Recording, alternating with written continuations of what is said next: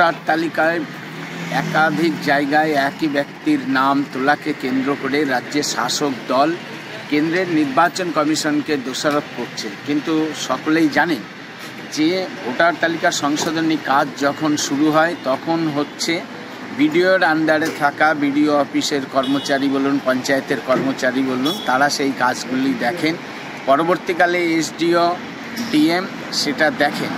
আজকে টোটাল এই বিষয় নিয়ে তৃণমূল কংগ্রেস পরিকল্পিতভাবে এগোচ্ছে, যেখানে রোহিঙ্গাদের অবাধ বিচরণ পশ্চিমবঙ্গের কয়েকটি জেলাকে পরিকল্পিতভাবে বেছে নিয়ে শাসক দল সেই রোহিঙ্গাদের ভোটার তালিকায় নাম তোলানো থেকে শুরু করে আধার কার্ড দেয়া থেকে শুরু করে এই কাজ করে আগামী নির্বাচনী বৈতরণী পার হতে চাইছে।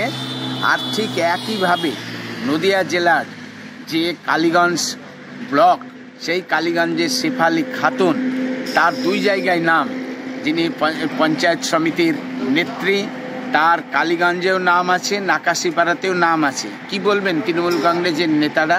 এইরকম হাজারো শেফালি খাতুন আজকে পশ্চিমবাংলায় এরকমভাবে একাধিক জায়গায় নিজেদের নাম তুলে ধরে নির্বাচনী বৈতরণী পার হতে চাইছে।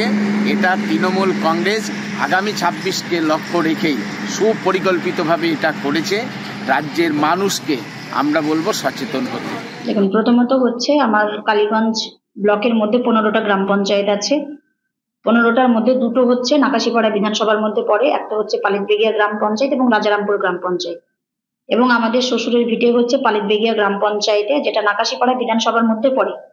তো সেখানে আমাদের ভোটার ছিল, কিন্তু আমরা যেহেতু এখন দেবগ্রামের বাসিন্দা, দেবগ্রামে বসবাস করছি, এবং এই দেবগ্রাম হচ্ছে কালীগঞ্জ ব্লকের মধ্যে, কালীগঞ্জ বিধানসভার মধ্যে পড়ে আপনার।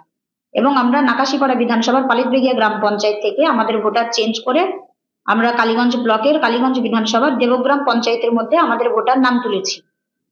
এবং আমরা সেটা জানতে পারলাম সোশ্যাল মিডিয়ার মাধ্যমে যে কোনোভাবেই হয়তো নাকাশিপাড়ার পালিতবেগিয়া গ্রাম পঞ্চায়েতে আমার নামটা হয়তো থেকে গেছে।